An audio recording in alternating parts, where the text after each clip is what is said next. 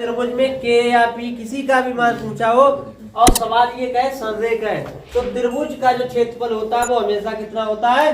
0 होता है। सूत्र लिख देते हैं और जितने भी मान होते हैं वो इधर लेके आते हैं। के का मान हम देखो सवाल तुम्हारा कह रहा है, ये सवाल जो है तुम्हारे कितने नंबर का है? 2 नंबर का सवाल कह रहा है यदि बिंदु ए 2,3 बी जो है वो 5, के और सी जो है वो 6,7 संरेख है तो के का मान ज्ञात कीजिए। तो सवाल को लगाने के लिए सबसे पहले इनके बिंदु लिख लो। ए बराबर कितना दिया हुआ है? 2,3 दिया हुआ है। ये जो मान हो जाएगा ये x1 का मान हो जाएगा 2 और y1 का मान कितना हो जाएगा? 3। ठीक है। ऐसे ही b वाला मान दिया हुआ है तो b वाला देखो कितना दिया हुआ है? 5, k। इसी तरीके से यहाँ पे ये मान जो हो जाएगा x2 का हो जाएगा 5 और y2 का कितना हो जाएगा? k। और c का जो मान दिया हुआ वो कितना दिया हुआ है? 6,7। तो यहाँ पे देखो x3 का मान कितना हो जाएगा? 6 और y3 का मान कितना हो जाएगा? 7। अब हमने सम्मान लिख लिए। हमसे क्या कहा? संरेख है। क्या है? संरेख है। तो संरेख के लिए त्रिभुज का क्षेत्रफल का सूत्र क्या होता है? त्रिभुज का क्षेत्रफल याद है किसी को? याद है। देखो जिसे याद ना हो तो एक ट्रिक होती है। क्या होती है? 23, 31, 12। 23, 31, 12 ये याद करने की। तो पहले क्या लिखेंगे? त्रिभुज का क्षेत्रफल बराबर 1/2 कोष्टक लगाएंगे, x1 लिखेंगे, फिर ऐसे y लिख के छोड़ देंगे। ठीक है। प्लस x2 फिर y माइनस y लिख के छोड़ देंगे, फिर प्लस के x3 फिर यहाँ पे y और y लिख के छोड़ देंगे। ऐसे लिख लिया। अब इसमें जो है मान रखो। देखो 23 है पहले ट्रिक में तो 23 लिख दो 23। फिर कितना है? 31 है, 31 लिख दिया। फिर कितना है? 12 है तो यहाँ पे 12 लिख दिया। तो बन गया हमारा पूरा सूत्र। और सवाल क्या कह रहा है कि ये कैसा है? के का मान ज्ञात कीजिए। ये संरेखीय है। ये कह रहा है ये संरेख है। तो संरेख का मतलब होता है त्रिभुज का जो क्षेत्रफल होता है वो कितना होता है?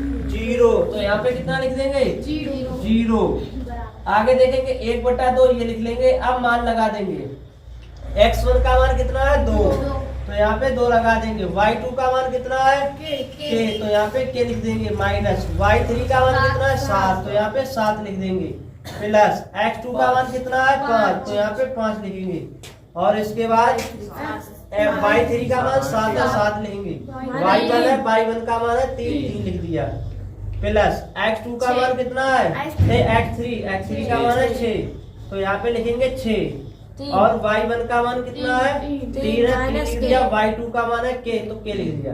अब इस पूरे को हल कर लो। यहाँ पे देखो 2 है, इसे चाहे पे ऐसे लिखा रहने दो। 1/2 यहाँ पे गुणा करो। इसमें 2 का k में करेंगे 2k हो जाएगा। 2 का 7 में करेंगे 14 हो गया। प्लस ये 5 है। 7 में से 3 घटाएं कितना बचेगा? 4। प्लस 6 का गुणा 3 करो कितना हो गया? 18 है। 6 का गुणा k में करो माइनस का 3k हो गया। 6k कितना हो जाएगा? 6k। अब देखो इसे हल कर लो। अंदर बाहर देखो 2 इधर ले आओ 0 हो गया। 2 बटे में इधर लाएंगे 0 में गुणा के 0 हो जाएगा। तो यहाँ पे बचेगा 2k माइनस के 14 प्लस 5 चौकू 20 और प्लस के 18 माइनस के 6k। अब इसे हल कर लो। देखो यहाँ पे के वाले पहले देख लो। 2k ये है और माइनस के 6k ये है। तो 2k और माइनस के 6k मतलब प्लस के 2k माइनस 6k तो कितने हो जाएंगे जाके? माइनस। तो यहाँ पे 0 बराबर देखो यहाँ पे माइनस 6 है ना, यहाँ प्लस के 2 है तो माइनस के 4k बचेंगे। ठीक है क्योंकि माइनस के ज्यादा प्लस के कम है। अब इधर देखो यहाँ पे 20 में से 14 घटाओ के पहले जोड़ लो। 20 और 18 जोड़ो कितने हो गए? पहले माइनस के लिख लो। और 20 और 18 जोड़ो कितने हो गए? 38। 38 में से मतलब 14 घटा देना है। माइनस के 4k इसमें घटाओ कितने बचे? यहाँ पे प्लस के 24। ये माइनस के 4k इधर ले आएंगे 0 की तरफ। कितना कैसे में आ जाएगा? प्लस का 4k हो जाएगा बराबर 24। 4 से काट दो 4 एकम 4 4 6 24। तो के का मान कितना आ गया? 6। समझ में आया सवाल? क्या दोबारा समझाना पड़ेगा? क्योंकि जब त्रिभुज में ये कहा जाए कि के या पी का मान पूछा हो, जब त्रिभुज में के या पी किसी का भी मान पूछा हो और सवाल ये कहे संरेख है, तो त्रिभुज का जो क्षेत्रफल होता है वो हमेशा कितना होता है? 0 होता है। सूत्र लिख देते हैं और जितने भी मान होते हैं वो इधर लेके आते हैं, के का मान हम